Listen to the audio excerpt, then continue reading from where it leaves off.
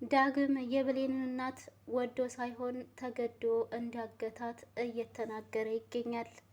የብሌን እናት የዳግምን ድምፅ ስትሰማ ከዚህ በፊት እነ ብሌን ቤት ሄዳም ስላየችው ቆይ ማነህ አንተ? ከኔ ምንድን ነው የምትፈልገው? ድምፅህ አዲስ አልሆነብኝም እያለችም ትለዋለች።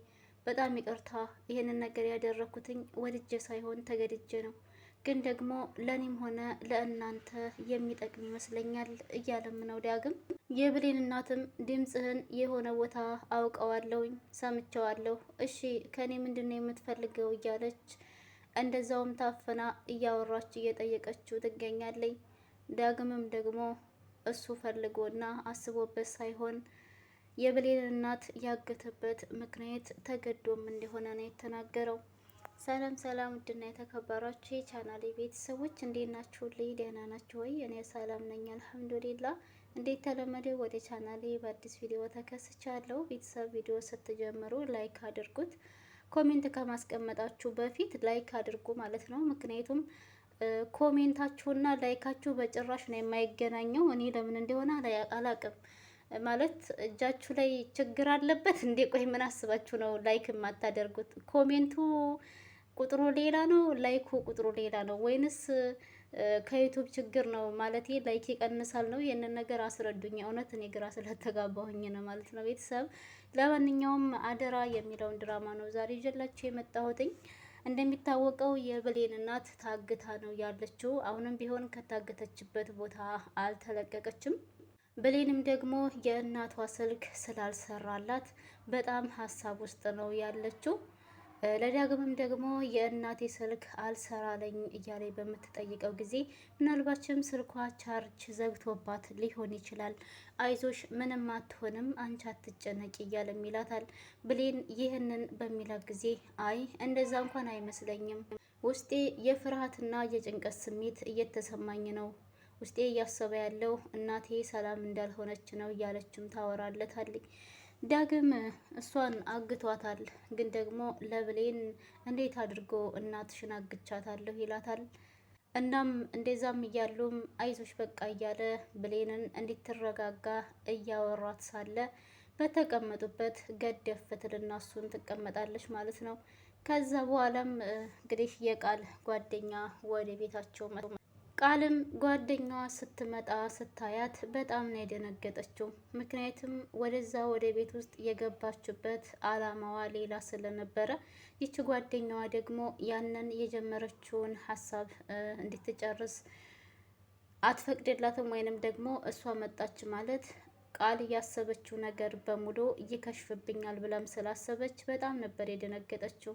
እንደሚጡ እንዴት ነሽ? ደህና ነሽ ወይ? ምን ሆነሽ ነው ይሄንን ያክል የጠፋሽው? ለምንድን ነው የረሳሽኝስ? እያለችም ስትጠይቃት እንግዲህ ብሌን አጠገባቸው ቆማ ስለነበረ በቃ ብሌን አንቺ ሂጂ፣ እኔ ከጓደኛዬ ጋር አወራለሁኝ ትላታለች። ብሌን ከሄደችላቸው በኋላም እባክሽን ይህንን ስም አትጠቀሚው፣ እዚህ የሚያውቁኝ በዚህ ስም አይደለም፣ እናም በቃ ተቀየሺ የሚል ንግግር ነበር ጓደኛዋን ስትናገር የነበረው ቃል። ጓደኛዋ ግን የመጣችውም እሷን ልታያት ስለነበረ እንዲሁም ደግሞ ስለናፈቀቻት ነው። እናም እንደዛም እያለ ቁጭ ብለው ሳለ እናትየዋ ትመጣለች፣ ሰላም ማለት ነው። ሰላምም ስትመጣ የቃል ጓደኛ ከመሄዷ በፊት ወይ ቃልዬ ማናት ደግሞ እሷ ብላም ትጠይቃታለች። እንዴት ነሽ?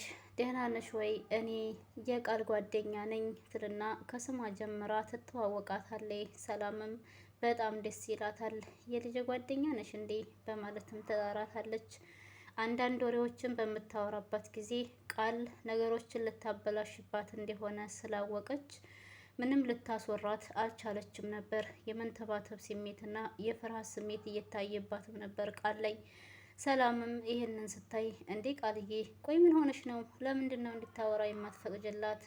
ከዛም ይህንን ስትላት እናቷ ቃል አይ እንደዚሁ ዝም ብዬ ነው፣ እኛ እኮ ስለምንቀላለጅ ነው እያለችም ትላለች። ምክንያቱም ቃል ጓደኛዋ እያወራች ባለችበት አጋጣሚ በቁንጥጫ እየቆነጠጠቻት ነበረ። እንዴ ለምንድን ነው የምትቆነጥጭኝ? ምን ሆነሻል? እያለችም እንግዲህ ስትጠይቃት የዚህ ጊዜ ነበረ ሰላም ለምንድን ነው እንድታወራ ፈቃደኛ ያልሆንሽው የሚል ጥያቄ የጠየቀቻት ማለት ነው። ፈቃደኛ ያልሆነችበት ምክንያት እንግዲህ አሁን ወደለችበት ወይም ወደ እነ ሰላም ቤት የመጣችው የሰላም ልጅ ናት ተብላ ስለሆነ፣ ግን ውሸቷን ነው እንጂ ቃል የሰላም ልጅ አልነበረችም። ይህ ነገር እንግዲህ ስራዋን ሊያበላሽባት ይችላል። ማለትም ጓደኛዋ የምታወራቸው እያንዳንዱ ወሬዎች የበፊት ወሬዎች ስለሆኑ አሁን ያለችበት ሁኔታ ደግሞ እነዛን የበፊቶቹን ማንነቷን እንዲታወቅባት እንደማትፈልግ ነው እንግዲህ ቃል እያወራችላት ያለችው። ከዛ በኋላም እንግዲህ ጓደኛዋ ተነስታ ወደ ቤቷ ልትሄድ ስትል ለምንድን ነው የምትሄጂው? ምሳ በልተሽ ነው የምትሄጂው? ትላታለች ሰላም። የቃል ጓደኛ ደግሞ ምሳማ ካለ እሽ በቃ ብላ ትቀመጣለች። ቃል ግን በጭራሽ ጓደኛዋ ምንም እቤት ውስጥ እንድትቆይባት አልፈለገችም ነበረ። ቶሎ እንድትሄድላት ነበር እየገፋፋች ያለችው። ልጅቷ ደግሞ መብላት ስለፈለገኝ ልትሄድ ያለችውን መልሳ ትቀመጣለች። ከዛ በኋላ ቃል እንግዲህ ስለ ብሌን አንዳንድ ነገሮችን ለሰላም ማውራት ትጀምራለች። ይቺ ብሌን በጣም ነው የጠገበችው። አየሻት አይደል? እንግዲያ እንደመጣ ታውቃለች። ግን ይሄው እስካሁን ድረስ ምንም አይነት ነገር አልመጣም። ምግብ ትበያለሽ ብለሽ አልነበረ? ምግቡም አልቀረበም በማለትም እንግዲህ ለእናቷ ስትናገር፣ ሰላም ግን ኧረ ተይ ቃልዬ፣ ብሌን እኮ እንደዛ አይደለችም፣ አንቺ እንደምታስቢያት አይደለችም የሚል ንግግር ነበር የምትናገረው። ቃል ደግሞ ብሌን በጣም እንደምትንቃትና ምንም እንደማታከብራት እንደማትታዘዛት ነበር እሷን ለማስጠመድ እያወራች ያለችው። በዚሁ አጋጣሚ ሰላም ብድግ ትልና በሩን ከፍታ ስትወጣ ከዳግም ጋር በር ላይ ቁጭ ብለው ነበር። ብሌን የእናቷ ነገር በሀሳብ ስለወሰዳት እዛው እያለች እሱን ተገድፋ ቁጭ ብላለች።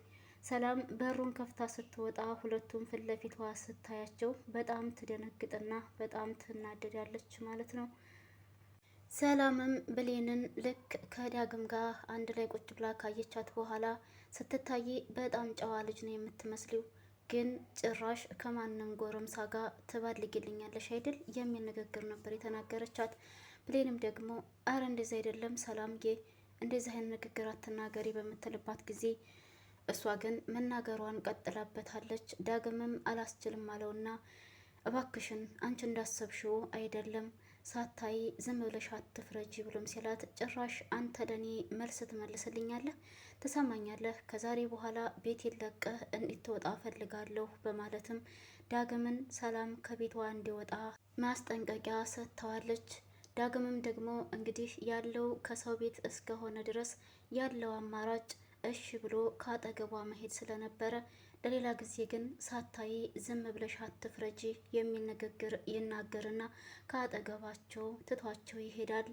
ሰላም ዳግም ከሄደ በኋላ ብሌንን እኔ እኮ የምናገርሽ ለአንቺ የሚጠቅምሽ ነገር ይሻልሻል፣ የማይጠቅምሽ ነገር ላይ ባታተኩሪ ብዬ ስለማስብ ነው ብላም ትላታለች። ዳግም ግን በመጀመሪያ የሰላም ንግግር ሲሰማ ብሌን እኮ አጋጣሚ እናቷ ስለታገተችባት ወይም እናቷ ስለጠፋችባት እያለ ሲያወራ ነው እንግዲህ ሰላም ጭራሽ አንተ ለኔ መልስ ልትመልስልኝ ነው እንዴ ብላ እየተቆጣችው የነበረው። ብሌን ሰላም ይህን ንግግር ስትናገር እሺ በቃ በጣም ይቅርታ ብላ እያለቀሰች ቀጥታ ወደ ኪችን ውስጥ ነበር የገባችው። ኪችንም ከገባች በኋላ እንግዲህ ለቃልና ለጓደኛዋ ስሪ የተባለችውን ምሳ ካዘጋጀችና ካቀረበችላቸው በኋላ እነሱም መብላታቸውን ይጀምራሉ። ሰላም ዝም ብላ የቃልን ጓደኛ ስትመለከታት በጣም የራባት ነበር የምትመስለው። በሰዓቱ አጎራረሷ ፈጠን ፈጠን እያለች ነበረ። ቃል ግን ጓደኛዋን ምንም ደስተኛ ሆና አልነበረም እየተመለከተቻት ያለችው። እነሱ እየበሉ ሳለ ሰላም የሆነ ቀጠሮ እንዳላት እናም ከቤት ልትወጣ እንደሆነ ቃልንም ከጓደኛሽ ጋር ተጫወቺ ከፈለግሽም ደግሞ ወጣ ብላችሁ ተመለሱ ትላቸዋለች። ቃልም ደግሞ አረማዬ ችግር የለውም አንቺ ዝም ብለሽ ወደ ቀጠሮሽ ሂጂ፣ እኔና ጓደኛዬም እንደፈለግን እንሆናለን ትላታለች። ከዛም ሰላም በይ እንግዲህ የልጅ ጓደኛ ያው ብዙም አላጫወትኩሽም የማልቀርበት ቀጠሮ ስላለኝ ለወጣ ነው ትላታለች። የቃል ጓደኛም እሺ አመሰግናለሁኝ በማለት ትሰናበታታለኝ ማለት ነው። ከዛም ሰላም ቤቱን ለቃላቸው ትወጣለች። እሷ ከሄደች በኋላ እንግዲህ ቃል ከጓደኛዋ ጋር አንዳንድ ወሬዎችን ስታወራ ብሌን ከበር ላይ ሆና እጃቸውን ልታስታጥባቸው ውሃ እያመጣች ሳለ ነው እንግዲህ ይሄ ሁሉ ጉድ የሰማችሁ ማለት ነው። ብሌንም የሰማችውን ነገር በጣም አስደንግጧታል።